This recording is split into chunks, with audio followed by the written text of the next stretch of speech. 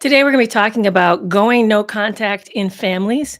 When do you need to go no contact?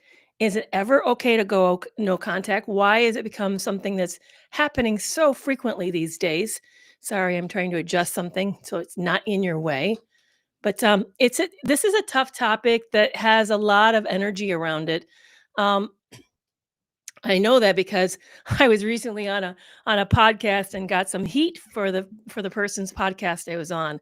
I know that this person is quite controversial. So yeah, it is a really tough topic that I think if you're in any kind of family situation, you end up having to consider, what do I do? If you have a parent who is pushing boundaries, or maybe you have a child who's really financially stripping you and there seems to be no end to the requests, at what point do you go no contact? Is it ever okay?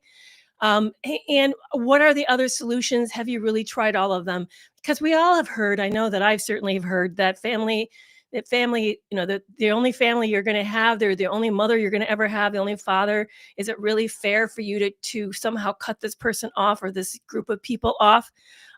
Are you being ungrateful? Or maybe you're being a failure as a parent if you're the one who's having to do the no contact. So we're really going to get into it today, why parental estrangement seems to be on the rise. But here's the thing that I really want to jump into and spend some time around. And we may have to keep this short. I'm battling a cold that seems to be just protracted, and I'm really struggling with it. So please, I hope you bear with me today if my voice sounds a little odd or if I'm chugging cough drops to try to cope with this. But I really want to get into when no contact is indicated and when it's not. And I want to talk also about what I've learned about emotional enmeshment or emotional fusion, and how no contact sometimes is an expression of your lack of separation from the bigger issue, and when it really is necessary for your safety.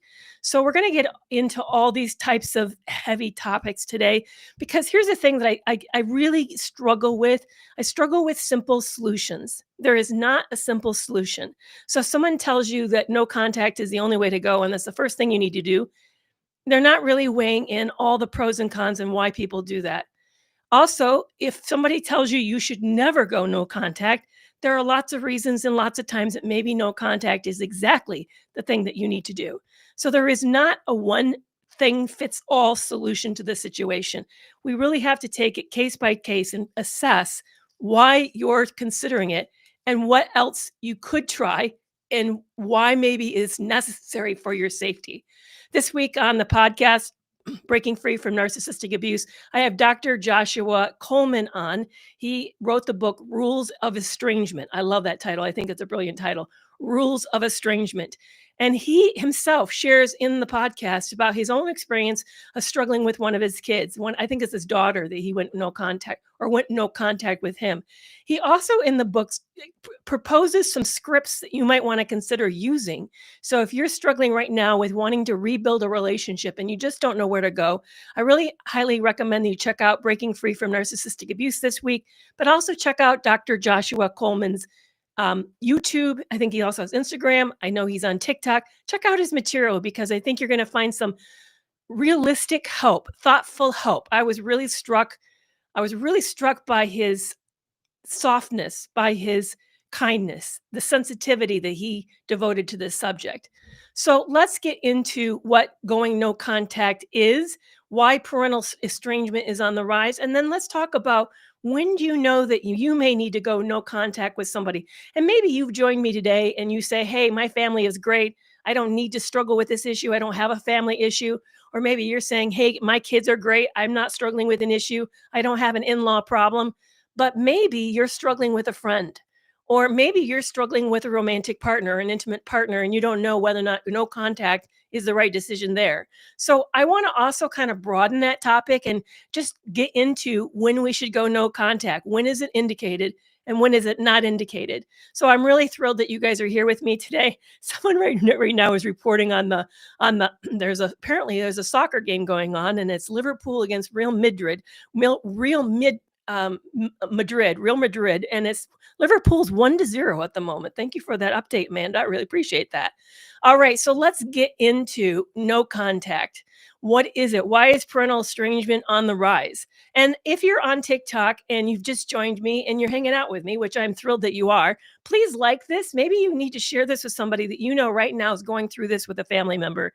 Maybe right now they're really battling with the decision. They don't know if it's the right decision or not. Maybe it's a relationship they're battling and they don't know whether or not they should go no contact with a friend, or with other kind of support. So I would love to have you share this with somebody that may need this right now. Same goes for YouTube and Facebook. I'm thrilled that you guys are here. I am watching the feed, which is how I knew that Liverpool was 1-up right now on Real Madrid. Although I know people watching back on this is going to like, why is she reporting soccer scores? Because we really, frankly, don't care. And that was an old game. So anyway, I just thought it was funny. I love that you posted that, Amanda. That's really funny. So going no contact with family, with parents particularly, is on the rise.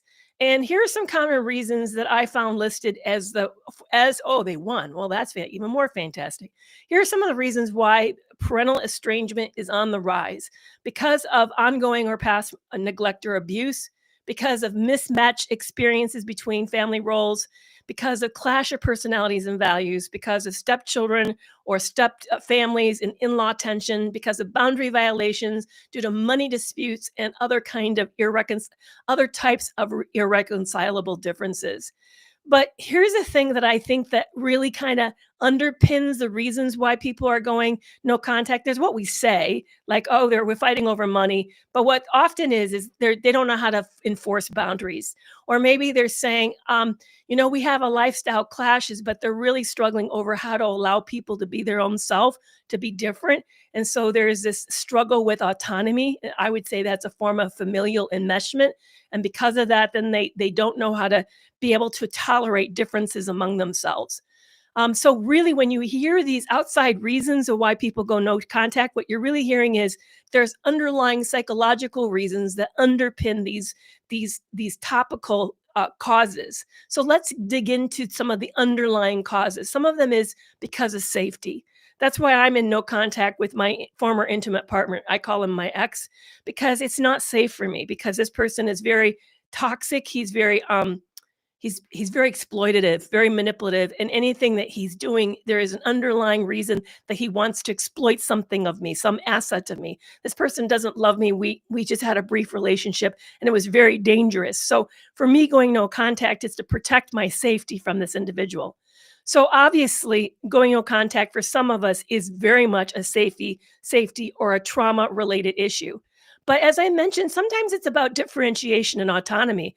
Sometimes it's about the fact that we don't know how to support each other for being different people. So you may have somebody who has a widely different opinion on something, maybe a different lifestyle, maybe they hold a different kind of religious or spiritual leanings, and you don't know how to support that. And so what we do is we use cutoffs or no contact as a way to reduce the stress in order to deal with the fact that we don't really know how to show up and have a relationship with somebody who's profoundly different than ourselves. So really, this is a reflection of a family system, of a system that's struggling with the capacity to hold space for differences, for individuality, for autonomy. And so people will then just cut off. I've seen it very clearly around political leanings. The left doesn't like the right doesn't like the left.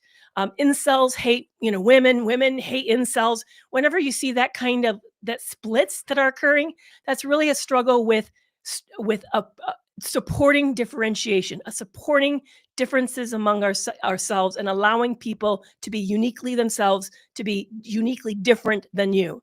Then there's attachment injury, that the lack of repair. Say, for example, that there's an early attachment need that didn't get met, maybe because the parent wasn't really available, maybe because they didn't know how to really allow for safety. And because of that poor attachment between mother and child, or between parent and children, they just cut off. Like, I've never felt close. I've always been the black sheep. Why do I need to listen and put up with that stuff? I don't want to. So they cut it off as a way to deal with the distance and the separation. Then there could be identity and value conflicts. And I kind of mentioned that as a form of differentiation problem, a form of enmeshment. But sometimes we do that because like, as I said, we get very black and white and rigid, and we just cut each other off as a way to solve the conflict, because we don't know how to be with people who are profoundly different than ours. Then there's problems with boundaries. This is where you have somebody who's leveraging something. Maybe it's access to the grandkids, maybe it's access to the money or whatever it is, but they're leveraging something the other person they know needs.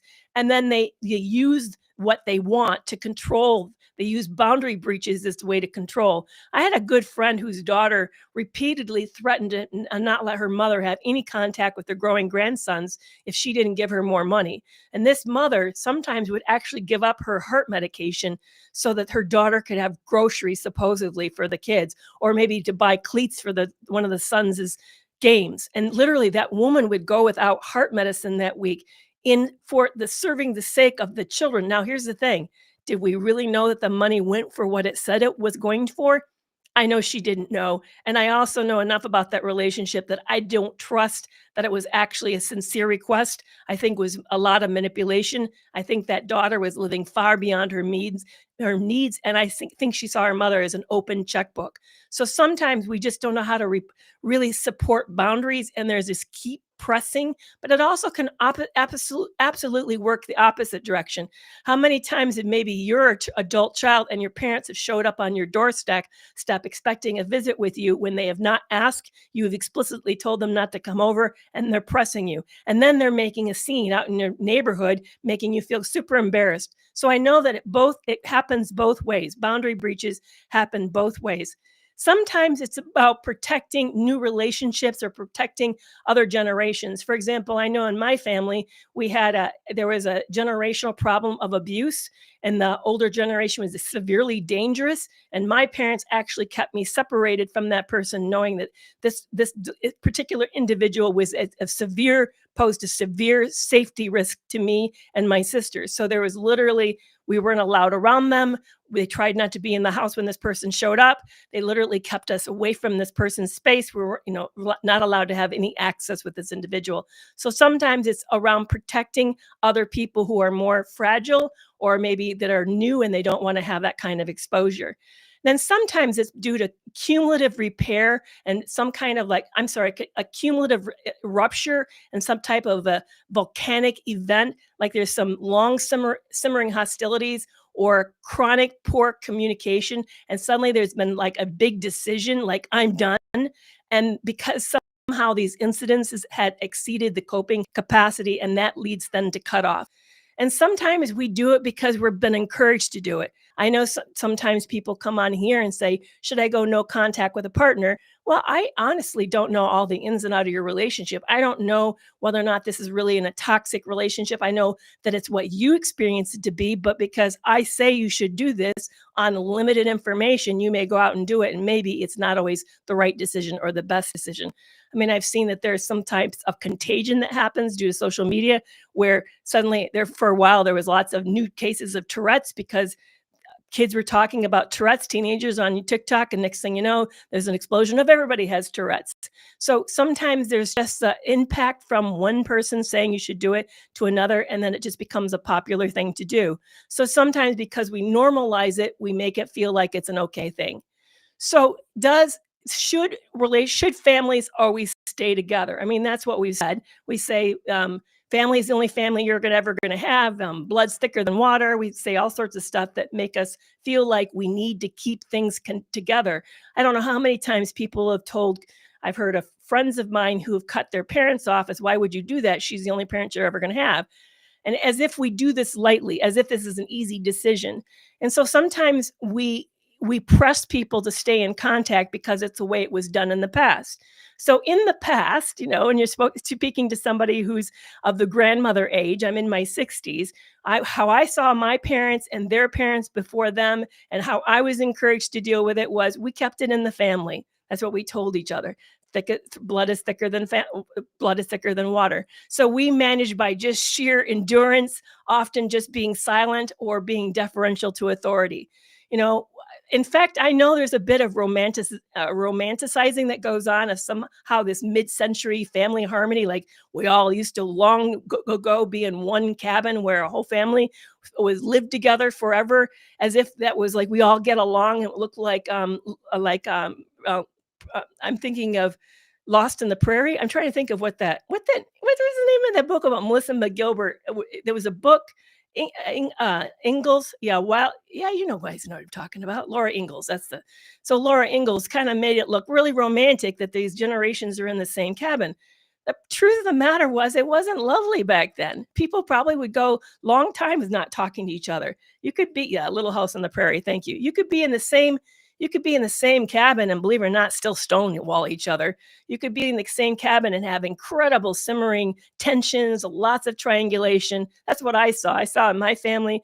We lived a quarter of a mile down the road from my grandparents, and then my other grandparents was only about 7 miles away. So close. I think my family were in contact with their extended family nearly every week, certainly several times a week, probably at times. Sometimes we did things as a large family a lot. We got together a lot.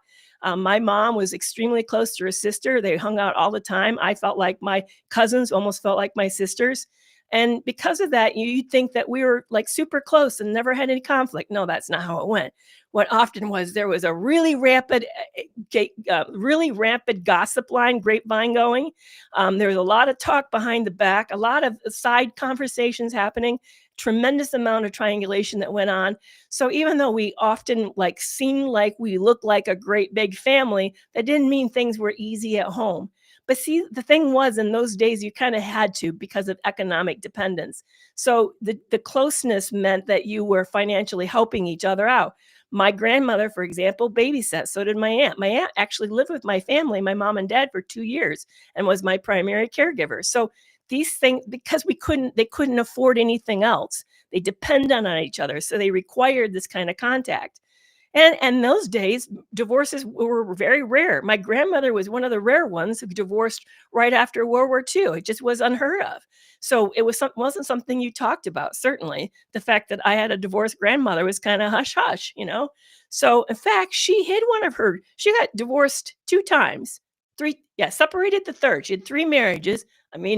She was like really out there. The first marriage was actually a divorce. That was with around my dad. And the second marriage, she never told anybody. We found out about it after she died, looking up the family archive, that there was indeed another marriage in there that was super brief. And then she got married to a very disastrous relationship that was extremely dangerous. That was the one where they kept me separated from him because he was such a physical, real threat to family members. But what we did was we had to kind of stay in contact. Like I said, I was a quarter mile down the road. My grandmother was my babysitter. So what we often would do is kind of like shuffle, and maybe family structures kind of look weird. So there was a lot of, and remember, divorce really wasn't possible for women, at least for women, until the 70s. So and we couldn't get a checkbook. I mean, we couldn't go buy a car. It was all sorts of things. But for those reasons, we needed to stay in contact with each other. And often what we did, and this is what my family did, is we turned to clergy or elders for formal mediation. Of course, they would then urge families to stay together because they really wanted families and marriages to last. So what we used to do was more like partial cutoffs. My grandmother, believe it or not, could go through a holiday with my family and not talk to my mom. And if she was around today, my grandmother would have cut off my mom. My mom and grandmother didn't get along. It was more my grandmother didn't like my mom. So no, so she would avoid, like, literally in the same room, around the same table, watching the same TV, opening gifts, and she would not talk to my mom. So they often would do with more like partial cutoffs or emotional cutoffs, but they really wouldn't do like real cutoffs. So it's funny how we kind of we romanticize those days as if, oh, those were the good days, and people just stayed together because they had to, because there's no other way. So estrangement wasn't possible. That was really why it wasn't happening. So what you're seeing is the fact that today, because of a lot of economic reasons and a lot of the fact that we're more mobile or move around with each other or move away from each other, no contact is more feasible. So I'm going to have to pop a cough drop to cope with this. So let's talk about why let's talk about when you should actually go no contact. Because I really want to dig into this, because I don't want this just to be the go-to solution. Sorry if you can hear it clinking against my teeth. It's noisy, and it sounds noisy to me. But anyway, here are some reasons I think no contact is absolutely necessary in these situations. Absolutely, if safety is involved. If you have a parent who's not respecting boundaries, or a child who's not respecting boundaries, if you're being physically or financially or somehow literally threatened to be harmed by this individual, and you need the space in order to keep yourself safe, no contact is necessary. I think it's also necessary when there's repeated boundary violations, like showing up unexpected, talking behind your back, contacting your employers, contacting your neighbors, maybe getting a hold of your kids, showing up school uninvited as a grandparent or as a auntie or as an in-law when you've been asked not to. There are clear indicators when it really is for the need for the safety. Those are the times when we need to consider it. I think there are other times it needs to be thought about, but might be an elective. And that is because this is the reason why. Emotional healthiness in relationship allows you to be your own person. It allows autonomy for you to show up and express your differences, to be to be different from the other person. And there's respect for your beliefs and your opinions. When there's a lack of that, that's really showing this person needs you to be an extension of themselves or an image of themselves. And that's a form of enmeshment. So a lot of people don't know how to really support other people. Like, ask yourself really an honest question. If someone came into your life who had a profoundly different lifestyle, maybe something that you personally don't agree with or you struggle around, or maybe it makes you feel nervous, how do you deal with that individual? Are you feeling threatened by that person just because they're different than you? Can you listen to their opinions without having to argue with them? Can you learn to support them without having to convert them? A lot of us, the answer, as much as we want it to be yes, it's really a no. Thank you so much for that gift. We don't know how to let people be actually themselves. And when we expect them to be miniature us's, we're really showing a form of struggle around enmeshment and autonomy. We're really struggling to allow people to be their own self, with to be individuals. No contact is the flip side of enmeshment.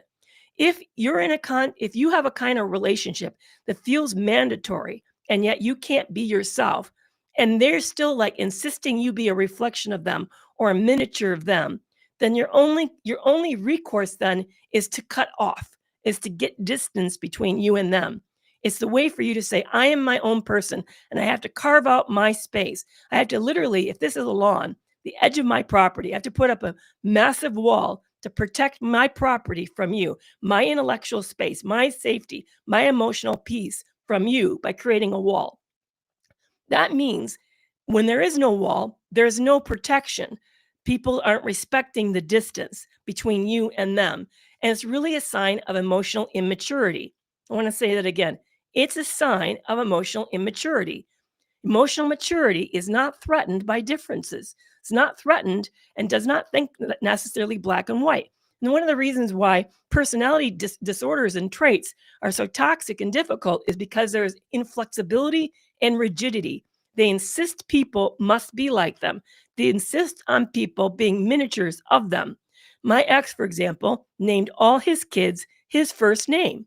He's a man and he had two sons. He named both sons the same first name. The only difference is their middle name. I mean, how much more evidence of a lack of autonomy? They didn't even get their own name. They had to be a reflection of him, same name. So when you kind of take that as sort of an extreme example, that's what you're seeing in these toxic relationships in which there isn't support for other people to be their own person. So as a result of that, cutoffs then become the only recourse. But to me, a cutoff is a sad thing because it indicates problems. It indicates psychological immaturity. So yeah, I know for a lot of us, we may be parents who our kids have cut us off, and maybe we don't really know why. Maybe you're really kind of struggling for whether or not what you should do about it. But I really would urge you, if you're a parent in that position, think about the complaints your kids have made. Are they asking you to respect their lifestyle choices? Are they asking for boundaries to be respected? Are they asking for not some kind of better emotional safety? Sometimes cutoffs happen, and this happened in my life with one of my sons after really traumatic events. Sometimes it happens when there's been this massive upheaval in family and people don't know how to deal with the stress, and so they create distance as a way to deal with the stress. When I lost my late husband, My youngest son cut me off for a period of time. He said, "You're just too close to me. I need my own space." I think what he's also saying is he was really grieving and he didn't know how to process the grief. So he wanted space from me as a way to sort of deal with the fact that he was angry at life. He was angry at his dad, who is now gone. He was angry at me just because I happened to be there. I was angry at me because I also couldn't be there for him in the way he needed when my late husband was really sick with cancer. So sometimes cutoffs is an expression of pain and grief. And in those cases, you just need to kind of bear with it as the person who's cutting you off deals with it until they can come back. So, if you've been cut off, either as a child or as a parent, here's some things that I really would like you to think about as a way to deal with the grief and to deal with the losses. I really would like you to name the loss that you're in and see it as a form of grief. It's called an ambiguous loss. And that is when your child's alive or your parent's alive, but they're not available. It's disenfranchised grief because the society minimizes it and doesn't really provide space for you to feel this grief. But by naming the grief, you're allowing yourself to identify with it. You're reducing the self blame for it. You're also minimizing your isolation. And it also helps you to find support with groups of people who may be in the same situation as yourself. I'd like you to consider thinking about creating private rituals. I know there was no sort of funeral or no sort of like formal relationship marker, but you can invent one. You can write a letter for yourself to that person and keep it sealed. Maybe you light candles on a significant day, maybe a birthday of that individual. Take a nature walk and talk about things you miss with that person. But I'd like you to consider creating a ritual around it as a way to give your grief an expression and a way for you to give your grief a container. Then create a clean circle of supporters. Choose one or two people who are not siblings, not in-laws, not anybody who knows about the immediate situation, who can just listen without taking sides. Consider finding a peer group, maybe for estranged parents or for kids who've gone no contact. Sometimes being heard by people who get it really helps reduce the shame and estrangement that you're feeling. And I want you to think about ACT, ACT, ACT. I want you to think about how to work on acceptance, commitment to your own self health, your own self needs, and then to think about types of therapy that may be really, really helpful. This is a great way for you to find a way to make space for your feelings by taking small value based actions. And set boundaries with reminders. Maybe create rules for yourself about scrolling through old photos or rereading old threads or doing accidental drive-by of places that mean a lot to you. I want you to think about time boxing your mementos. That may be where you put your mementos in a shoebox, write a date on it, and then not allow yourself to look at it until that date arrives.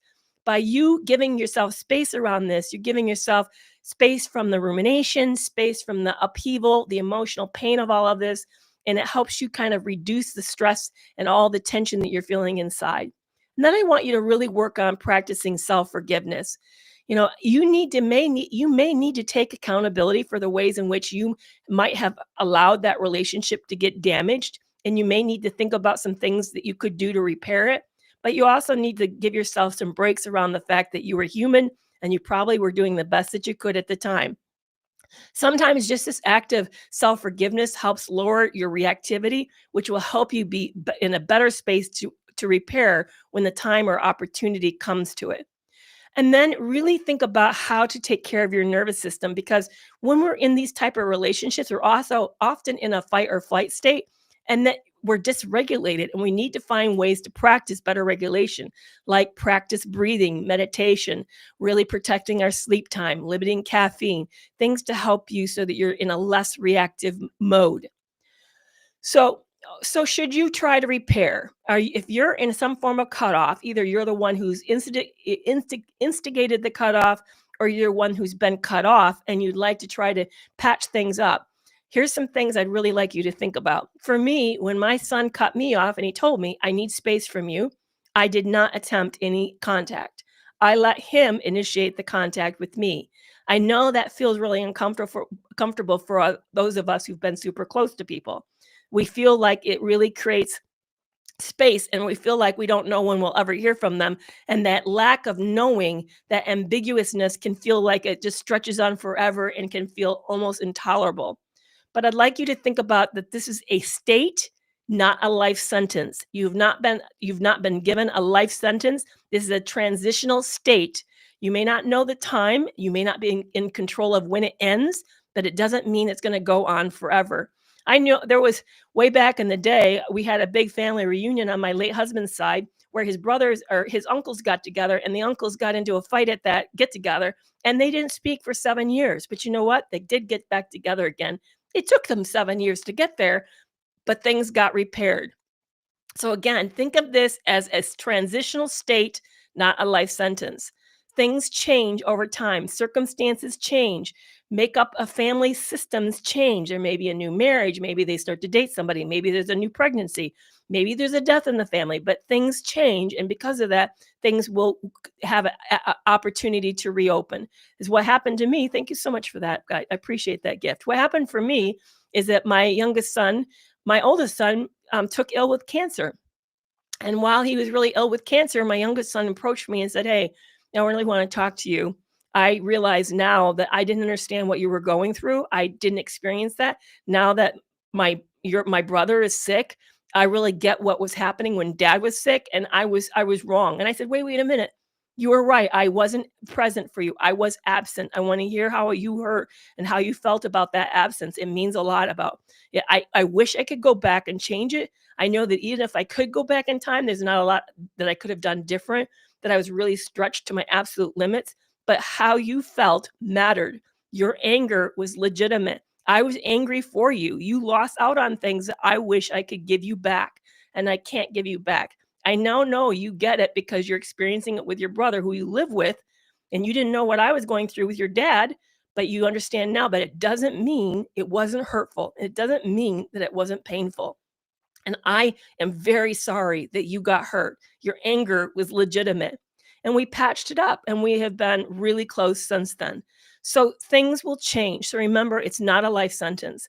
Sometimes, like I said, milestones in life will move the needle on things. Like I said, marriages, births, illnesses, and deaths. Sometimes families do reconcile. Maybe it's fully, maybe it's partially, but it is possible, even though it's imperfect.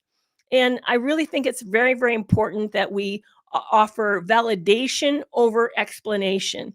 Too often, when there's cutoff and we feel somehow injured by the cutoff, like somehow it was a personal attack on our integrity or our identity, we want to explain and give lots of justifications. Please don't. Please just do validations over explanations. This really lowers the heat and makes it less upset.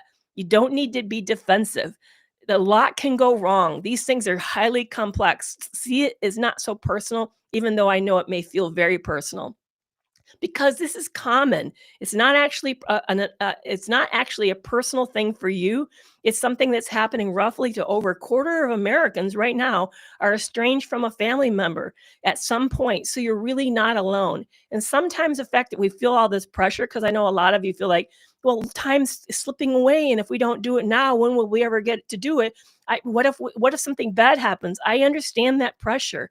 I understand it intimately because I lost my husband at 52. I know death can happen, and I almost lost my son at 28 from leukemia. I understand the pressure of time. I feel it intimately, but we can't pressure relationships. Pressuring relationships and pushing boundaries will only worsen the situation. It will not improve the situation. So take the pressure off. Remember to pace yourself. Remember, time is working with you, not against you, even though it feels like it's the opposite. And sometimes context matters across generations. Just because a previous generation would have never done this or never considered this or never even asked for this doesn't mean what this generation is asking for and needing wrong or bad. It does not mean that. We need to be able to create support for each other despite the generational changes of things.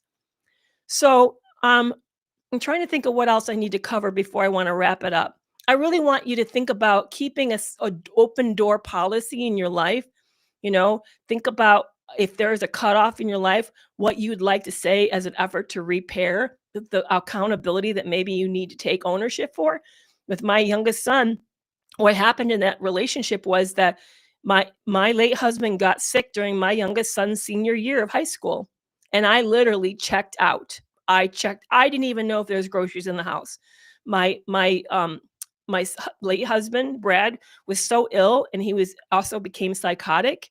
He was in the hospital for weeks and then he needed an extensive surgery that basically almost practically required me to be there. And then when he was dying in hospice, I actually moved in for 10 days.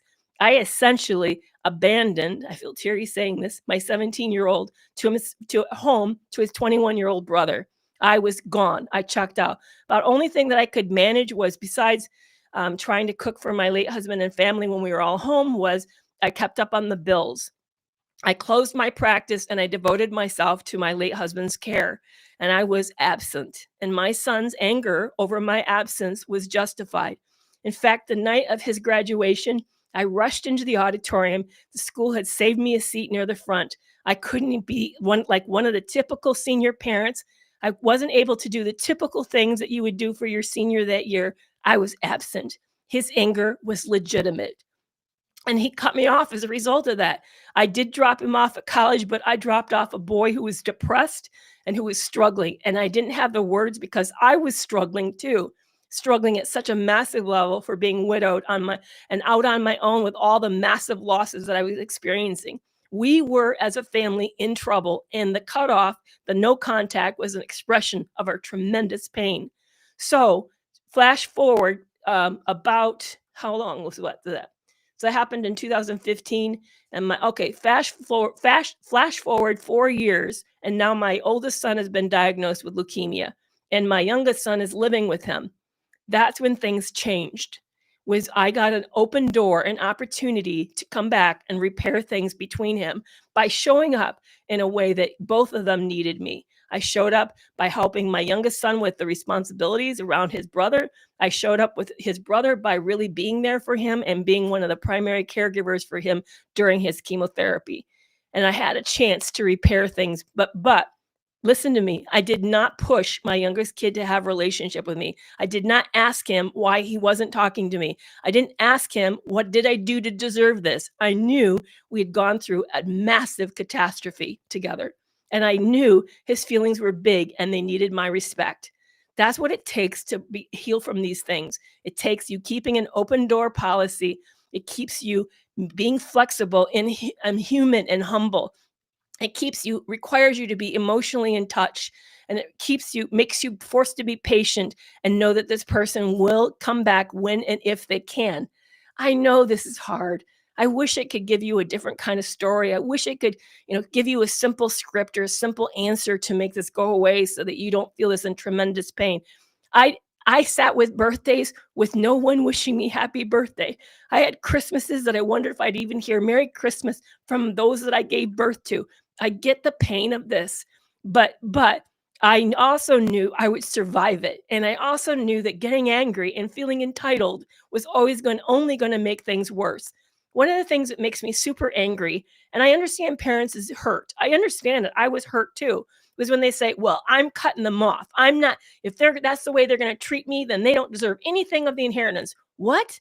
So you're saying your love is transactional and based upon the amount of love you're getting back from that person is the amount of love you're going to give to another person.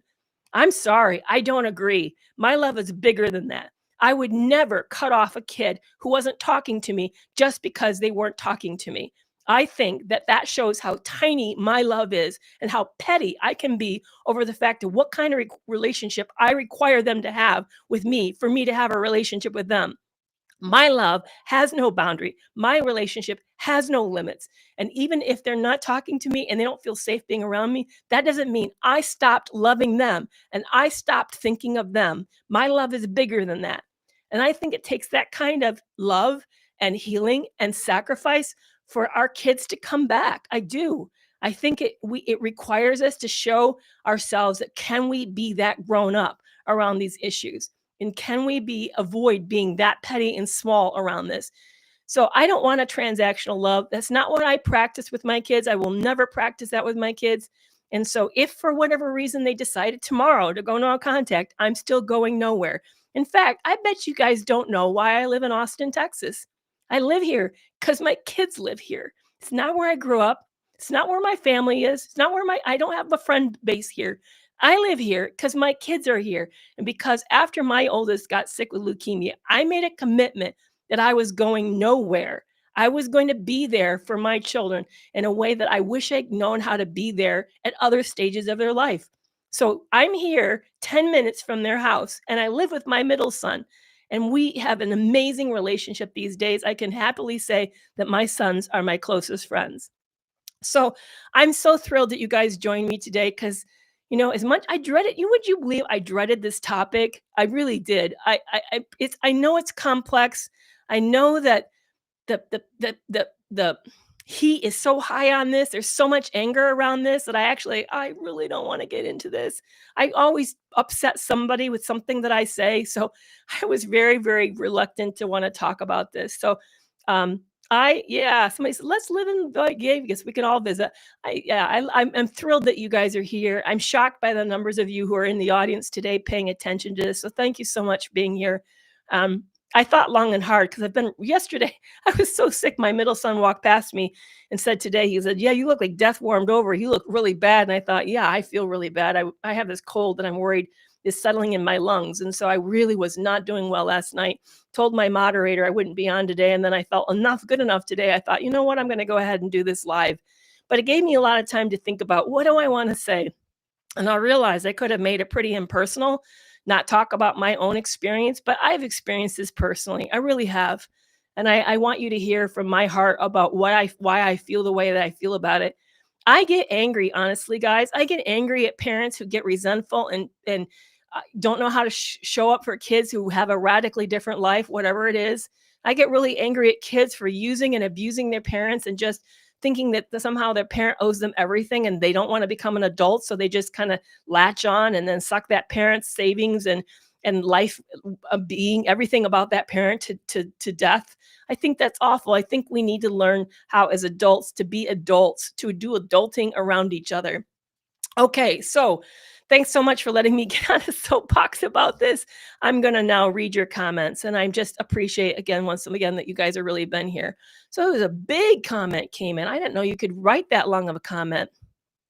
So somebody was talking about how they were raised with a hardcore Christian upbringing with a fanatical mother who really stole their lifestyle when they wanted to be a musician, and how much they were really beaten down and blamed, and just how toxic it was. Yeah, and you know what? I can sense can't read the whole thing because it's such a block of script, but I can tell that your mom never actually knew who you were and has not been able to enjoy who you are and your skills and your story and your art. And I feel really sad that that's been your experience. Other questions for me today, because I'm now turning it over to you. What would you like me to talk about in regards to parental estrangement? Maybe in regards to going no contact with an intimate partner. When should you do it? Should you do it? Is it the right thing to do? What to do maybe if you're somebody right now who's been cut off and you maybe don't know why and you're really struggling with it. Yeah, somebody says, I don't want to reconcile. It's better just to love them from afar. And sometimes that's what we have to do. We have to just agree. We have to say to ourselves, you know what? We're going to love them from afar. They're just not safe people. That is certainly true when there's a lack of emotional safety. Other comments that have come in about this. Yeah. So how do you deal with birthdays and holidays? Are you asking with when there's been an emotional cutoff? Is that what you're asking about? How do you deal with them? I can tell you how I dealt with them when I was on my own. Um, I would figure out how to celebrate it for myself. And maybe that means I hang out with other people who are also on their own. I literally would make all those who don't have family, I'd contact them and invite them over, do a kind of a potluck sort of style. For my birthday, I would sort of like show up and do my own birthday gift. I sort of like, hey, Kerry, it's happy birthday. What do you want? Do you want me to make a cake for yourself? I actually wouldn't make a cake for myself, but I might, we might think about what maybe I might order out for some ice cream or something, but I would actually think about how to celebrate it. What we have to do, and this is really the hard part, and I find that after life, abuse destroys your life and really throws you into a no man's land, you have to rethink everything. Even, like I said, I'm in grandparent age, I'm in my 60s. I have to think I may not have a typical grandparent life at this point. I may have to really rethink what that looks like. What do I want to do that's kind of my way of giving back to the younger generation? Actually, what I'm doing here with you is one of the ways in which I do that. I'm giving back via you. I'm getting you're becoming the family that sometimes the extended family that I don't have. So sometimes we have to sort of think out of the box. Like for Christmas, maybe you really love doing Christmas cookies. You really just love it and you don't have anybody to do that with. It doesn't mean you don't have neighbor kids around you or somebody at church who really may want to do some. Maybe there's a kid at church that parents never show up and maybe you know that they're in foster care or something. It doesn't mean you can't have them over and have them help you decorate. Or maybe it's you. This is what I also used to do in my neighborhood. I used to make up homemade cookies and then walk them around and neighbors stop in and give them and have a little visit and make it a little special treat for them and for me. Oh, somebody said join a karate group or join an art group, join a music group. Yeah, there's all sorts of ideas that you can have. I know there's that some of them are even like meetups. You can do a meetups and they do get-togethers now these days that are really, really helpful. Okay, so Dina, you say you have a question up above. Can I find my siblings are older and still do whatever they say to please them. I'm the opposite and the youngest. Did you say more, Dina? Um, oh, why have my parents always have conditional love to me and to my children or my siblings? I'm sorry, my siblings. Yeah, that's a really great question. It really reflects probably some kind of psychological immaturity about your parents, at the fact that they can't see you as your own person, see you and respect your individuality, your personhood, your difference. And so as a result, they sort of have a transactional relationship with you. That's unfortunately true of a lot of people. I once had a psychologist professor tell me that most people will never get out of a transactional or a dependent relationship with other people, that they see people as extensions of themselves or like tools of the toolkit, or I'm sorry, tools in a tool belt of their life. And so they sort of like treat you like an extension. And it's due to their I got this from Chat GPT and I really love it. It's their emotional ceiling. Think of it as their emotional ceiling. That's the best they know how to do. How do you make yourself a priority without the guilt? So, Kelly, I would really ask you, what is the guilt saying to you? Like you're never allowed to meet your own needs? So it's always wrong for you to show up for yourself. I bet you if you listen, you're going to hear that other people tell you that you owe them and that your job is to keep their life happy. And so as a result, you feel really odd or strange when you show up for yourself alone. But chances are, most of the time, they're not aware of what you're doing. So if you, for example, decided you're going to make yourself your own birthday cake and then you celebrate it yourself, who would know that? Nobody would know that because no one was there to observe it but yourself. So a lot of times that we have this internal chorus of people that really actually don't exist because we're still almost like puppets on the end of the puppeteer's hand. And the puppeteer may even not be around or all that present, but we keep acting as if they're around and they're controlling things. So I would urge you to go ahead and do what's best for you. And the chances are, if you don't say anything about it to anybody else, they won't know because they're not there observing it. What is a narcissist? A narcissist is actually comes from a narcissistic personality disorder, and it based upon, if you use the DSM-5, 9 criteria, and they need to meet 5 of them. I don't think I could list all 9 criteria off the top of my head, but it has to do with an excessive focus on self, excessive belief of your entitlement and superiority to other people, a lack of empathy and intimacy with people, and a willingness to do very harmful, subtly or not so subtly, in order to advance your cause. So it's a struggle to recognize other people as legitimate other people. Oh, and there's a rigidity and inflexibility to the way that you approach life. So a strong black and white thinking. So that's in a real quick nutshell what a narcissist is. We often these days call people narcissistic when they disagree with us or when we have conflict. That isn't always narcissism. It just means we have conflict. But it's kind of gotten something we throw around a lot. But narcissism is really what I just actually explained to you.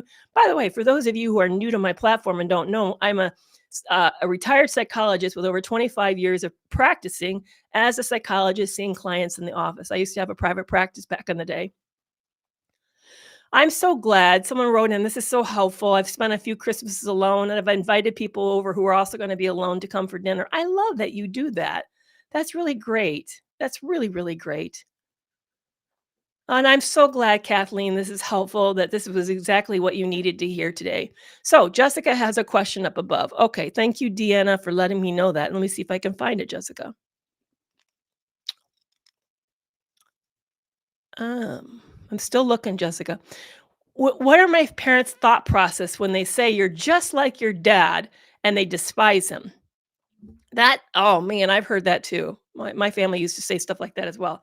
What they're doing is they're attempting to control you, which I'm sure you feel that. That's why they're saying that phrase. It's a phrase to make you feel bad, and it's to pull you in line by implication. And it's actually a form of triangulation.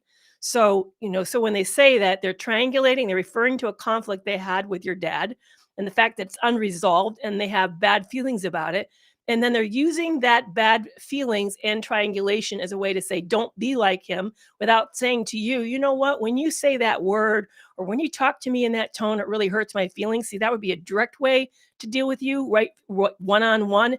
Instead of that, they then do this kind of passive thing of indirectness, working around by using a past relationship that's unresolved as a way to correct you today. That's what it is.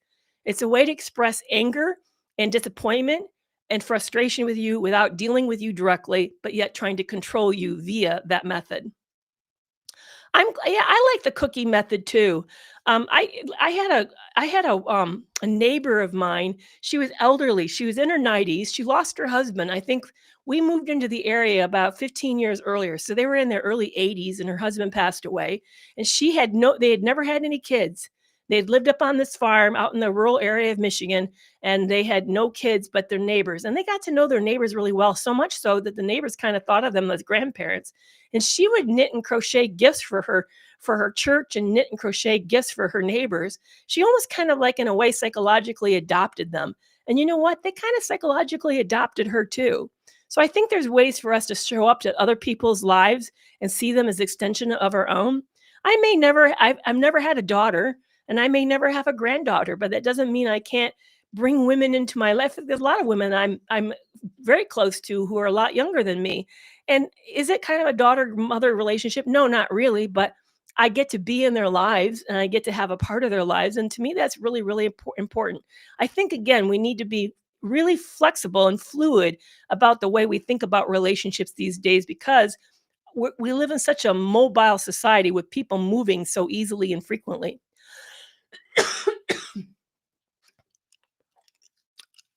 Other questions. Why do we black out of our lot of our childhood abuse and don't remember it until we get older? Well, because your mind is very sophisticated and knows that you can't deal with it at that time. So it uses these strategies. Freud called them ego defenses. And he even identified which ones were sort of like early ones that we use when we're really, really little, like with infants, and which ones we use when we get a little older. He sort of saw them as on a continuum. See, that's another way you can tell somebody who's kind of struggling psychologically. If they're using a lot of really immature ego defenses, you know that they're really struggling. The early ones are projection, splitting, denial, projection, intellectualization, compartmentalization are kind of some of the early ones. I may be missing a few. The older ones, when you get a little more older and sophisticated, you can use, I think, rationalization, um, repression. I don't know fully the list, so I can't separate them all. But what happens though is something bad happens to you, your mind says, "Ooh, I don't have the skill sets to deal with it." And so it literally like, I'm not going to remember this. And then it just sort of makes it go away. And when you have a life event, like maybe you have kids the ages that that event happened to you, or kids around the same age as you were when that event happened. Yeah, let me say it again because it's the same thing. I'm saying it twice. So when you have kids that come to the age about you were when it happened to you, your mind may say, "Oh, I remember this. This is an issue that I dealt with when I was that age." And it pops back into your mind. So it's really about your psychological readiness to deal with stuff. And if you can't remember at all, like it's literally gone and you don't even know that it happened until you remember, that's called repression. Denial is but you just don't want to know. So think of denial like watching a movie but covering your eyes, that's denial. But repression is literally it is gone.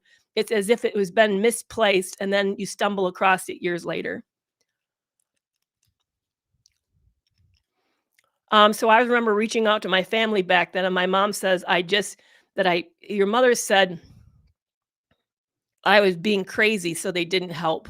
Yeah, I'm really sorry that that happened. That to me says that your mother didn't have the psychological strength to deal with the truth of the situation. So then she did an easy way out by copping out and said that you were the crazy one instead of facing what was really actually happening in the family. So it made you feel like you shouldn't have explained or asked. Yeah, no, you're not a terrible person for mentioning that you're not. Who the terrible person is your mother for not having the ability to psychologically show up for you and provide you the support that you really needed. What about false memory syndrome? Yeah, this was really big back when I was first in finishing up graduate program, and that was in the 1990s. That got really, really big. In fact, if you want to read an interesting book, check out Blinded by Betrayal by Jennifer Freed. Jennifer Freed got caught up in that a bit with her parents. Her parents actually abused her and then denied it. They're also psychologists. Jennifer is a psychologist as well. And so they said that Jennifer had a false memory syndrome. So it's interesting to read Blinded by Betrayal because she addresses that at the back of the book about what happened to her.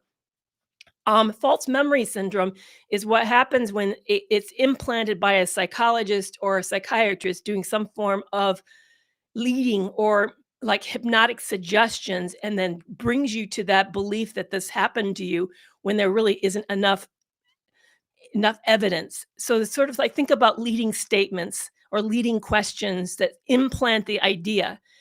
Do I think false memories happened in that era? That was the era where we thought there was a lot of ritual abuse, a lot of satanic stuff, ritual abuse. I do think there probably was satanic cults. I don't think there were a lot of them. I do think there were probably some abuses. Do I think that it was happening the way that these people said it was happening? Probably not. I do think that was from a power of suggestion, like someone just said. But do I think? But here's the problem. Let me go back to Freud.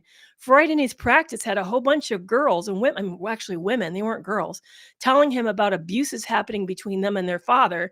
And he just said they were crazy and hysterical and that it was false.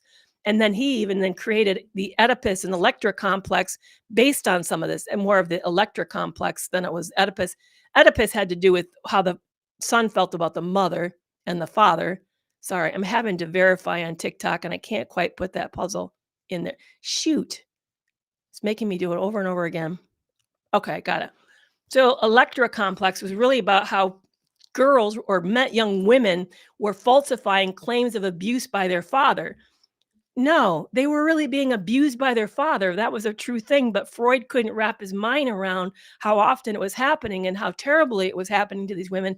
So he then discounted the women as a way for him to deal with the fact that he couldn't accept that his culture was that corrupt and the people that he knew were that problematic. So I think we need to be very, very careful about false memory syndrome.